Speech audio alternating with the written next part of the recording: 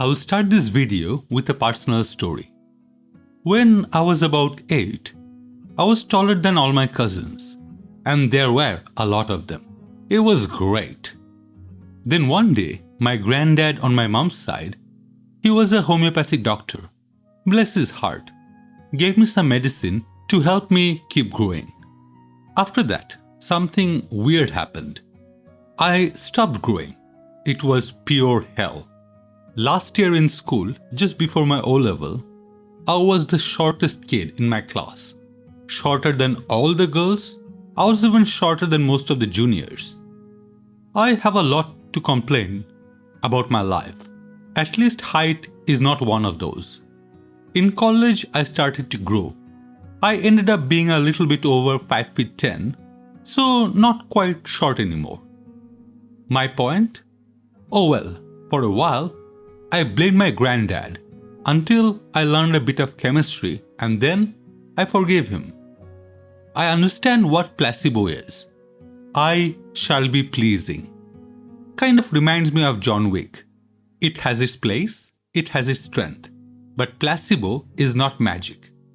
There are only certain ailments placebo can help with, like migraine, pain, and some aching. No amount of placebo would help you with diseases like cancer, TB, ulcer, cholesterol problem, or tumor. So, homeopathy.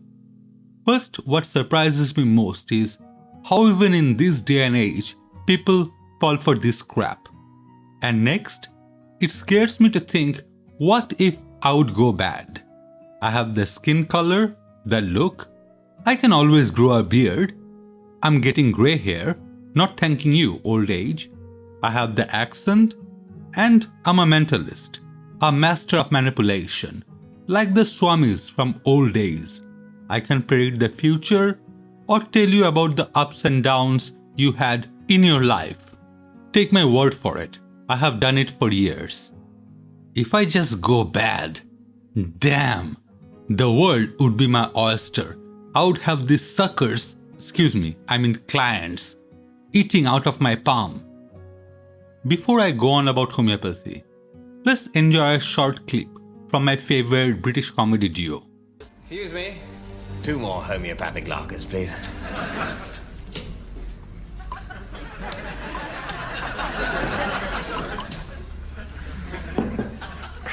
Whoa, that's strong stuff. That about sums it up, won't you say? No? You want some real explanation? And not just a comedy sketch? Fine, have it your way. Just make sure you watch it till the end, okay? So, what is homeopathy? And why is that sketch funny? Homeopathy is a complementary or alternative medicine. It is based on a series of ideas developed in the 1790s by a German doctor called Samuel Hahnemann.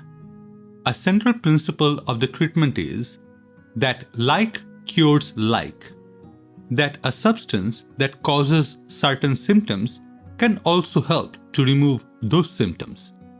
A second central principle is based around a process of dilution and shaking called succussion. Practitioners believe that the more a substance is diluted in this way, the greater its power to treat symptoms. Many homeopathic remedies consist of substances that have been diluted many times in water until there is none or almost none of the original substance left. Maybe I should have had the explanation before the comedy sketch, but I'm assuming most people know what it is. Let's have a quick run through their preparation and treatments first. Homeopaths generally begin with a consultation, where the patient describes their medical history and symptoms with an emphasis on modalities, i.e., if they change depending on the weather and other external factors. For preparation, well, mostly animal, plant, mineral, and synthetic substances are used, generally referring to them using Latin or Fox Latin names like saying natrum mauroticum instead of sodium chloride or table salt. There are also isopathy, which is derived from homeopathy and uses preparation come from diseased or pathological products such as fecal, urinary, repository discharge, blood, and tissue. Some modern homeopaths use preparation they call imponderables because they do not originate from a substance, but some other phenomena presumed to have been captured by alcohol or lactose. Examples include X-rays and sunlight. Another derivative is electrohomeopathy, where an electric bioenergy of therapeutic value is supposedly extracted from plants. Next, dilution. In simple terms, it is exactly what it sounds like. There are three main logarithmic dilution scales that are in regular use in homeopathy. There is centesimal or C scale, diluting a substance by a factor of 100 at each stage. Then there is also a decimal dilution scale, notated as X or D, in which the preparation is diluted by a factor of 10 at each stage. Finally, quintemillesimal Q or LM scale, diluting the drug apart in 50,000 parts of diluent. Common diluents used are pure water, sugar, or alcohol. A 2C dilution requires a substance to be diluted to 1 part in 100, and then some of the diluted solution is diluted by a further factor of 100. This works out to 1 part of the original substance in 10,000 parts of the solution. So imagine adding 2 drops of something in 10,000 drops of water. The greatest dilution reasonably likely to contain at least 1 molecule of the original substance is around 12C. Critics of homeopathy commonly attempt to illustrate the dilution involved in homeopathy with analogies. For example, given states that a 12C solution is equivalent to a pinch of salt in both the North and South Atlantic Oceans. 1/3 of a drop of some original substances diluted into all the waters on Earth would produce a preparation with a concentration of about 13C. Homeopaths say that they can determine the properties of the preparation by following a method which they call proving, which on a surface level sounds like clinical trial, but is fundamentally different in that the process is subjective, not blinded. The laws of chemistry states that there is a limit to the dilution that can be made without losing the original substance altogether. This limit, which is related to Avogadro's number, is roughly equal to homeopathy dilution of 12C or 24X, 1 part in 1024. Modern advocates of homeopathy have proposed a concept of water memory, according to which water remembers the substance mixed in it and transmits the effect of those substances when consumed. In essence, all their claims fly in the face of science. If they were true, much of what we learned in physics and chemistry would be wrong. Water memory is inconsistent with the current understanding of matter, and water memory has never been demonstrated to have any detectable effect, biological or otherwise. Hydrogen bonds are real attraction between the hydrogen atoms in one water molecule and the oxygen atoms in that molecule's neighbors. These bonds account for many strange features of water, including the crystalline structure of ice that cause it to expand and float on top of liquid water. And the molecules are constantly rotating with respect to each other, forming hydrogen bonds, breaking hydrogen bonds. According to Hahnemann, a chemistry professor at Oregon State University, introducing ions or electrically charged particles certainly can change the pattern of bonds. But the farther out you get from a single ion in the solution, the more muted the effect. Just a few layers of water and the water molecules farther away will ignore that ion. Hahnemann also added, "Your mouth is full of stuff. Bacteria, bodily fluids, leftover from your lunch. All of those substances invade any purified water they may come in contact with, overwhelming whatever minor ionic structure effects might exist. If water has memory, a body is a messy system primed to wipe out that memory." Let's talk about something in science. With a project like solar roadway, one can calculate how much energy a cell would generate from the sunlight, what the heat output would be, and so on, and immediately debunk it based on physics. For a bunch of such projects, it works wonderfully well. But then, there are some where one can only do estimates of viability. Take salt, for example. If I put a grain of salt in a glass of water, I can drink it without knowing about it or feeling any effect from it.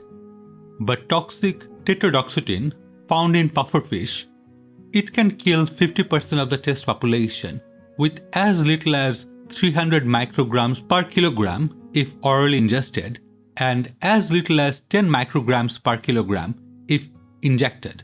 That weight is body weight of a person. So obviously one can argue that there might be some substance that would survive that 12C or 24x dilution. Maybe something that would in a sense react with the water, sugar or alcohol, and in a way multiplies. I would say that is a fair point. Well, that is why we have clinical studies. Homeopaths often say that we simply have not yet discovered how homeopathy works. The truth is that we know that there are no conceivable scientific explanations that could possibly explain it. About 200 clinical studies of homeopathic remedies are available to date. With that sort of number, one cannot be surprised that the results are not entirely uniform. It would be easy to cherry pick and select those findings that one happens to like, and some homeopaths do exactly that. Yet, if we want to know the truth, we need to consider the totality of this evidence and weigh it according to its scientific rigor. This approach is called a systematic review.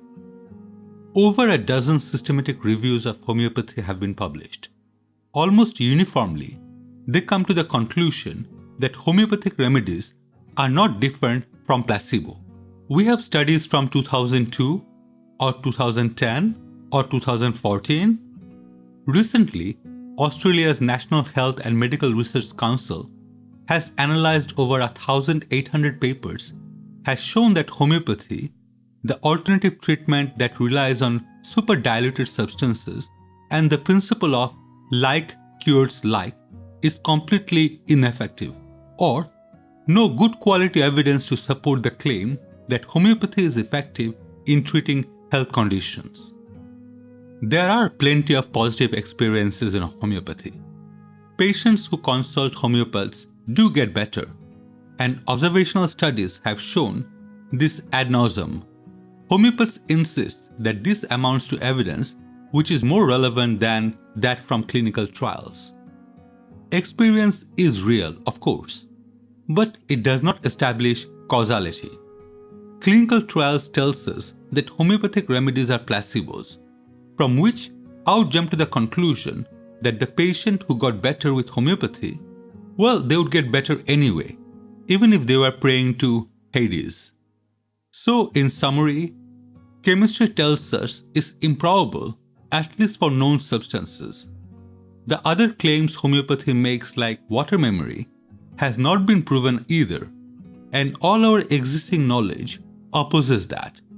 Furthermore, we have been doing clinical tests over a very long time, without a conclusion that homeopathy actually works. I guess that is as far as science can do, right? If you feel better by taking homeopathic remedies, well, most homeopathy has no ill effect. At the same time, I would suggest you get some actual medicine. If you believe, well, I shall be pleasing. Just don't expect a miracle. That's all for this video. Thank you so much for watching.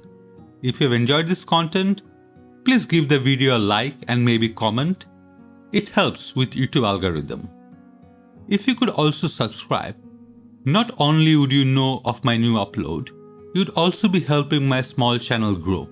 It would be thoroughly appreciated. Have a safe day. Signing off.